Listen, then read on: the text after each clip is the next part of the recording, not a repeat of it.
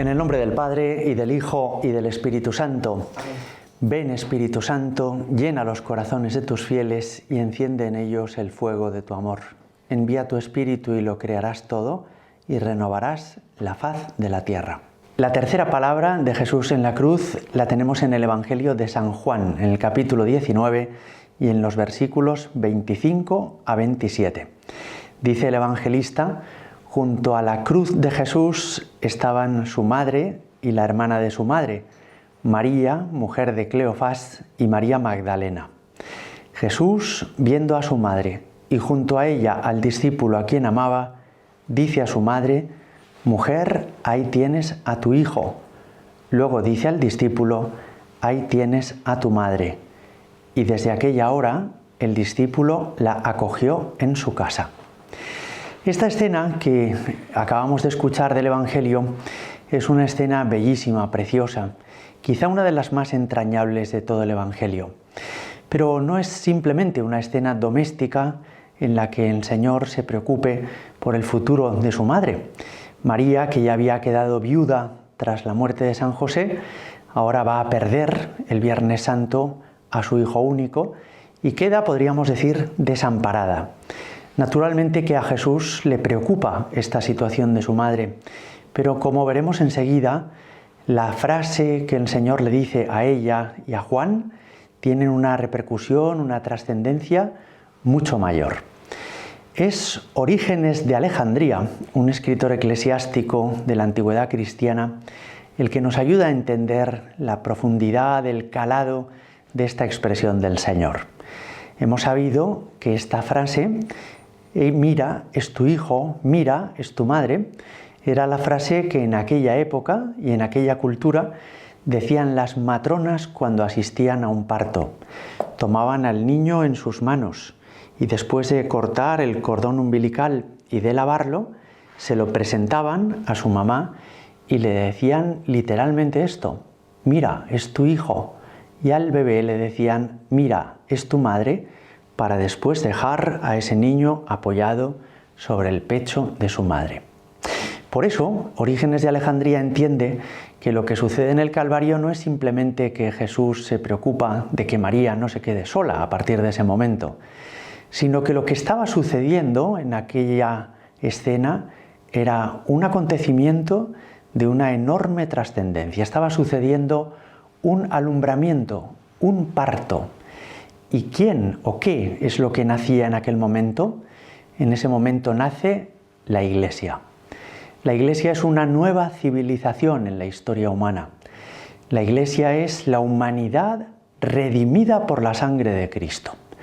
Si hasta entonces, desde el pecado original de nuestros primeros padres, la humanidad había vivido dominada por el pecado, a partir de la muerte de Cristo en la cruz, de Cristo que nos da su gracia, de Cristo que nos puede santificar, nace una nueva forma de ser humanos, que es ser redimidos por Cristo, incorporados por el bautismo a la familia de Dios, hechos hijos de Dios, con la posibilidad, por la gracia, de llegar a ser santos.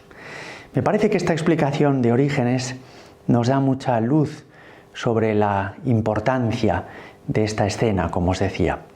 Pero este autor eclesiástico nos ayuda todavía a profundizar un poco más, porque reflexiona sobre el hecho de que Jesús le dijera a Juan: mira, es tu madre, y a ella: mira, es tu hijo. Y en particular se detiene en esta segunda frase, en la que le dice a la Virgen: mira, es tu hijo. Se pregunta Orígenes: ¿por qué Jesús no le dijo a la Virgen: mira, a partir de ahora tendrás otro hijo? ¿Por qué no le dijo: madre, yo ya no podré estar a tu lado, pero te dejo a un amigo mío que cuidará de ti, que se portará contigo como si fuera tu propio hijo? Y Orígenes dice: no le dijo eso a María. No le dijo: mira, aquí tienes otro hijo, sino que le dijo: mira, es tu hijo. Y este autor dice: María solamente había tenido un hijo en toda su vida y no tuvo más después de tener a Jesucristo. De modo que Orígenes está confesando la virginidad perpetua de María. ¿Y cuál es el hijo de María? Es Jesús. Ella solo ha tenido un hijo y este hijo es Jesucristo.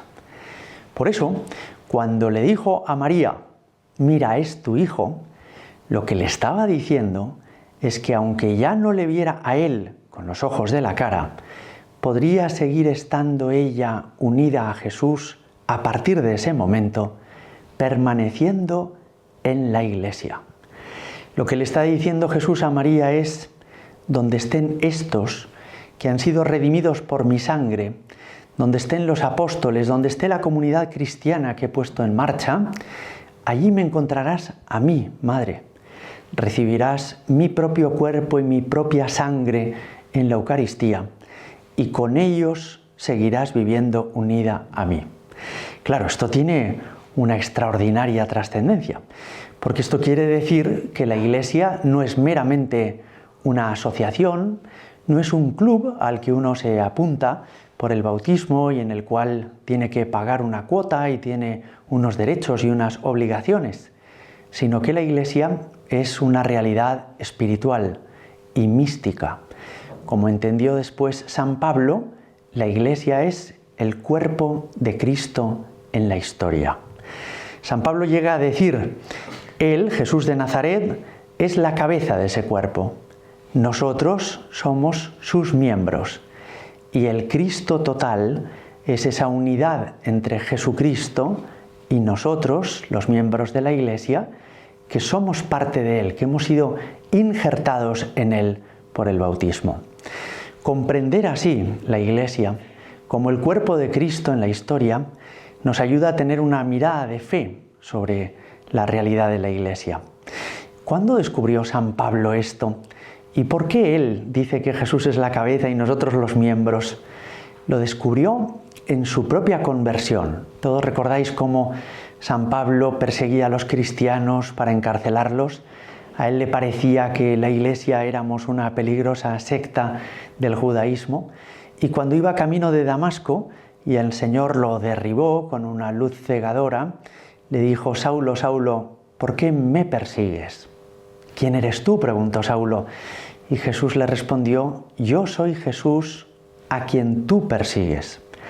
Saulo de Tarso le podría haber dicho al Señor, yo no te persigo a ti, Jesús de Nazaret, porque tú ya has muerto en el Calvario y por tanto has desaparecido de la historia. Persigo simplemente a los que siguieron tu doctrina, persigo a los que siguieron ese movimiento que tú pusiste en marcha. Pero esta frase a él se le clava hasta el fondo del alma. Yo soy Jesús a quien tú persigues. Y con esta frase Saulo de Tarso entendió que meter en la cárcel a una niña cristiana, a un sacerdote o a un matrimonio por ser parte de la Iglesia era perseguir a Jesús, era hacer daño a Jesús. Es decir, que quienes hemos sido incorporados a la Iglesia por el bautismo somos ya miembros de Cristo, somos ya de Jesús, parte de su cuerpo. Este es el sentido de esta frase que el Señor le dice a la Virgen en el Calvario. Mira, es tu hijo. Y es precioso que le está pidiendo a la Virgen que mire a partir de ese momento a Juan de un modo distinto. Ella hasta entonces lo había visto como un amigo de su hijo, como el más joven de los apóstoles de Jesús. Pero al pedirle la Virgen, mira, es tu hijo, le está pidiendo, mírale de una forma nueva. Mírale no como le has visto hasta ahora, sino como a partir de este momento has de verle, como miembro mío, como parte de mi cuerpo. Le pide a María una mirada de fe sobre San Juan y sobre todos los miembros de la Iglesia. Pero también podríamos decir que le pide una mirada de fe a Juan y con él a todos nosotros, miembros de la Iglesia, porque a él le dice, mira, es tu madre. Y es también esto sorprendente. ¿Quién era María para Juan hasta ese momento? Para Juan, María era la madre de Jesús. Juan la conocía bien porque desde el inicio de su vocación y en las bodas de Caná y en otros episodios de la vida pública de Cristo, él había estado con Jesús y con su madre.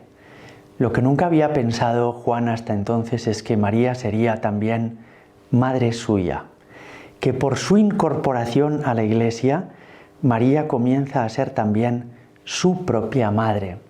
Y esto es lo que también nos enseña el Señor en la cruz. En el orden espiritual, María es propia y verdaderamente madre nuestra. No es simplemente la madre de Jesús, es nuestra propia madre, porque nosotros somos ya parte del cuerpo de Cristo en la historia, que es la Iglesia. Quizá algunos de los que veis estos vídeos tengáis mucha devoción a la Virgen y tal vez otros quizá no la hayáis tenido hasta este momento. Y aunque con respeto a la Santísima Virgen, la habéis considerado hasta ahora solamente como la Madre de Jesús. Pero el Señor nos pide esta mirada de fe sobre María. No la mires solo como Madre de Jesús. Comprende que ella también ejerce sobre ti una maternidad espiritual, que hemos sido engendrados a la vida sobrenatural por María, que ella es verdadera y propiamente Madre nuestra.